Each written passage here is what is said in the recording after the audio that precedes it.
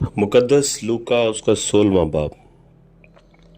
फिर उसने शागिर्दों से भी कहा कि किसी दौलतमंद का एक मुख्तार था। उसकी लोगों ने उससे शिकायत की कि ये तेरा माल उड़ाता है। बस उसने उसको बुलाकर कहा कि ये क्या है जो मैं तेरे हक में सुनता हूँ। अपनी मुख्तारी का हिसाब दे, क्योंकि आगे को तू मुख्तार नहीं रह सकता। उस मुख्तार ने अपने जी में कहा कि क्या करूं, क्योंकि मेरा मालिक मुझसे मुख्तारी छीने लेता है। मिट्टी तो मुझसे खोदी नहीं जाती और भीख मांगने से शर्म आती है। मैं समझ गया कि क्या करूंगा, ताकि जब मुख्तारी से मौकूफ हो जाऊं तो लोग मुझे अपने घरों में जगह दें। बस उसने अपने मालिक के एक एक कर्जदार को बुलाकर पहले से पूछा कि तुझ पर मेरे मालिक का क्या आता है।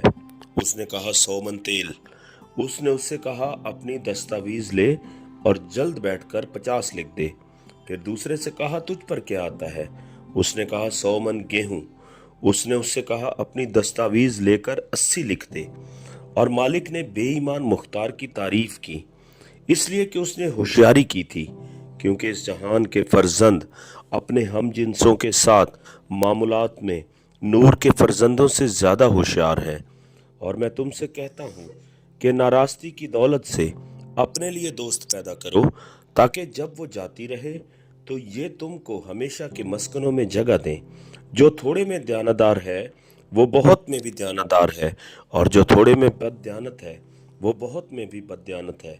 बस जब तुम नाराज दौलत में दयानतदार न ठहरे तो हकीकी दौलत कौन तुम्हारे सुपुर्द करेगा।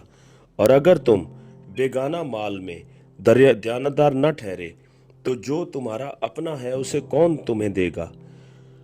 कोई नौकर दो मालिकों की खिदमत नहीं कर सकता, क्योंकि या तो एक से अदावत रखेगा और दूसरे से मोहब्बत, या एक से मिला रहेगा और दूसरे को नाचीज जानेगा।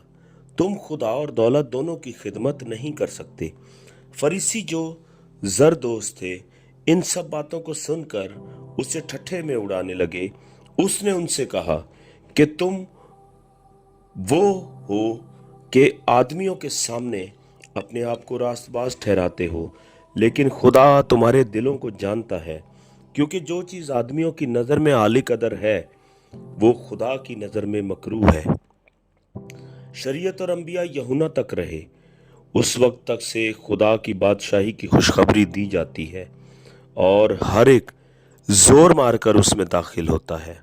लेकिन आसमान और ज़मीन का टल जाना शरीयत के एक नुक्ते के मिट जाने से आसान है। जो कोई अपनी बीवी को छोड़कर दूसरी से ब्याह करे वो जिना करता है, और जो शख्स शौहर की छोड़ी हुई औरत से ब्याह करे वो भी जिना करता है।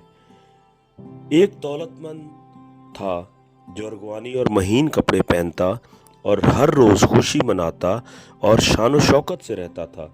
और लाजर नाम एक गरीब नासूरों से भरा हुआ उसके दरवाजे पर डाला गया था।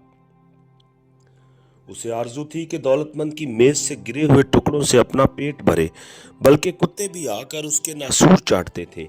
और ऐसा हुआ कि वो गरीब मर गया और फरिश्तों ने उसे ले जाकर इब्राहिम की गोद में पहुंचा दिया। और दौलतमंद भी मुआ और दफन हुआ।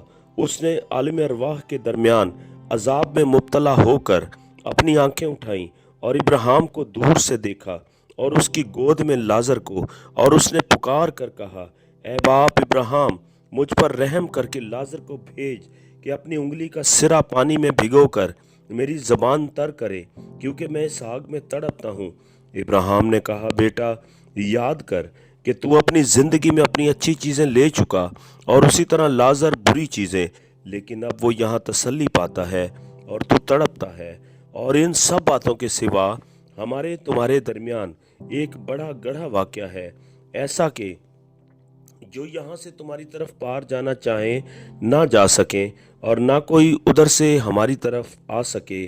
उसने कहा, बस ए बाप, मैं तेरी मिन्नत करता हूँ कि तू उसे मेरे बाप के घर भेज, क्योंकि मेरे 5 भाई हैं, ताकि वो उनके सामने इन बातों की गवाही दे।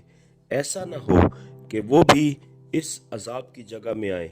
इब्राहिम ने उससे कहा, उनके पास मूसा और अंबिया तो हैं, उनकी सुने। اس نے کہا نہیں اے باپ ابراہیم، ہاں اگر کوئی مردوں میں سے ان کے پاس جائے تو وہ توبہ کریں گے۔ اس نے اس سے کہا کہ جب وہ موسیٰ اور نبیوں ہی کی نہیں سنتے تو اگر مردوں میں سے کوئی جی اٹھے تو اس کی بھی نہ مانیں گے۔